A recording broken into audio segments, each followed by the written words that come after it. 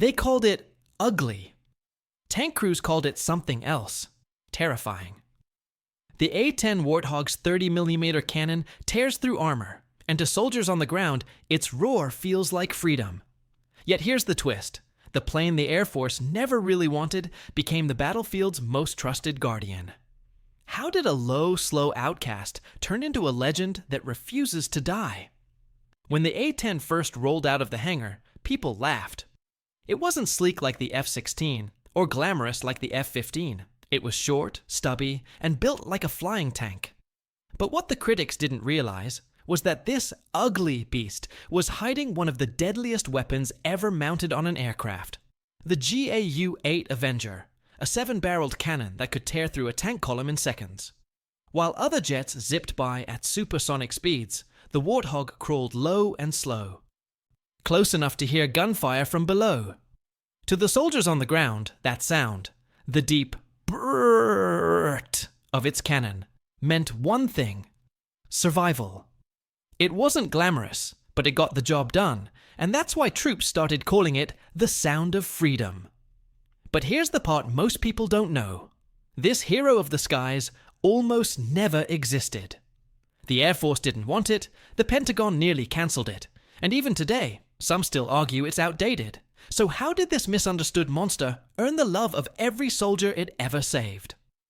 The story of the A-10 doesn't start in a lab or a boardroom. It starts in the chaos of Vietnam. Pilots were forced to fly old prop planes like the A-1 Skyraider for close air support, dodging enemy fire in missions that jets were too fast to handle. They needed something tougher. Something that could take a hit, fly low, and stay over the fight for hours. A handful of engineers saw what the generals didn't. They studied the German Stuka dive bombers from World War II, interviewed the legendary Colonel Rudel, a pilot who destroyed over 500 tanks, and used everything he taught them to design a new kind of war machine. The result was a plane that broke every rule of modern aviation. Straight wings for stability, twin engines placed high to survive damage, and a cockpit wrapped in titanium armor. A bathtub to keep the pilot alive. When Fairchild Republic unveiled the prototype, many officers scoffed. It was slow, heavy, and ugly. But to the few who understood the mission, to protect soldiers on the ground, this wasn't a flaw. It was perfection. And soon, the ugly duckling would prove exactly why it belonged in the sky. After the Gulf War, the A-10 had proven itself beyond question. But in the polished halls of the Pentagon, not everyone was celebrating.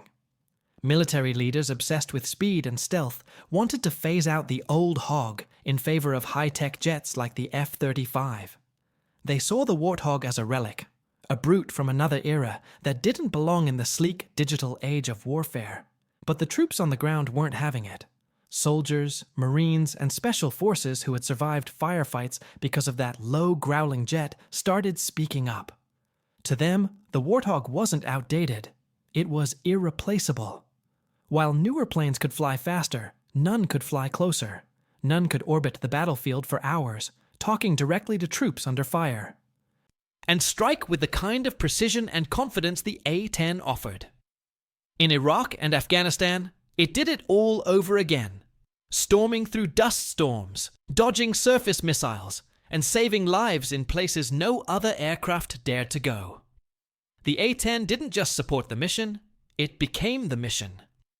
Every time officials tried to retire it, outrage followed.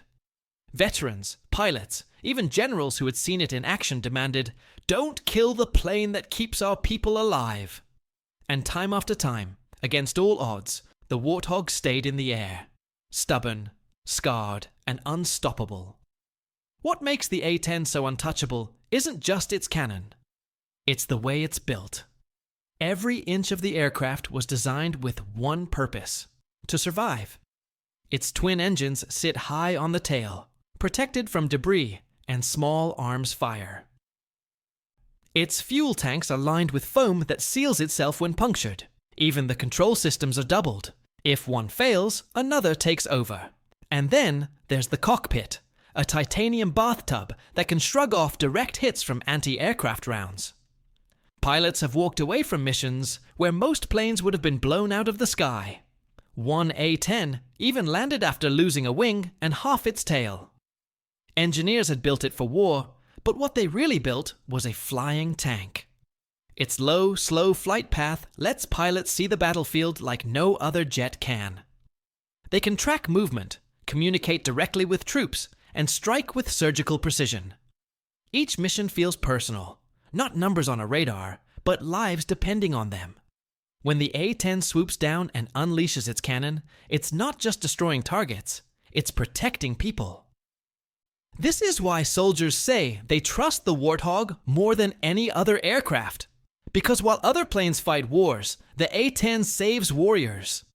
Decades after its first flight, the A-10 still refuses to fade away. Newer planes have come and gone, but the Warthog remains, patched up, upgraded, and deadlier than ever. Its pilots train with the same grit that built its legend, flying low over deserts and mountains, ready to answer the call no matter where it comes from. In recent years, debates have reignited. Officials talk about retiring the fleet once again, replacing it with drones or stealth jets. But every time the idea surfaces, a familiar chorus rises. From veterans, soldiers, and pilots who've seen what happens when the A-10 shows up. They remind everyone of one simple truth. When things go wrong on the ground, when troops are pinned and hope is fading, nothing, not even the most advanced aircraft, can replace that sound in the distance. Brrrt. That single sound means someone's watching over them. It means help is coming. It means the Warthog still rules the skies, not because it's the prettiest or the fastest, but because it's the one that never stops fighting. And as long as there are soldiers who need saving, the A-10 will keep flying. Ugly, loud, unstoppable. The plane that was never supposed to exist became the one the world can't live without. The A-10 Warthog was never designed to win beauty contests or break speed records. It was built for one reason, to protect the people on the ground no matter the cost. Through decades of wars, countless upgrades, and endless debates over its retirement, it has outlasted almost every aircraft of its generation.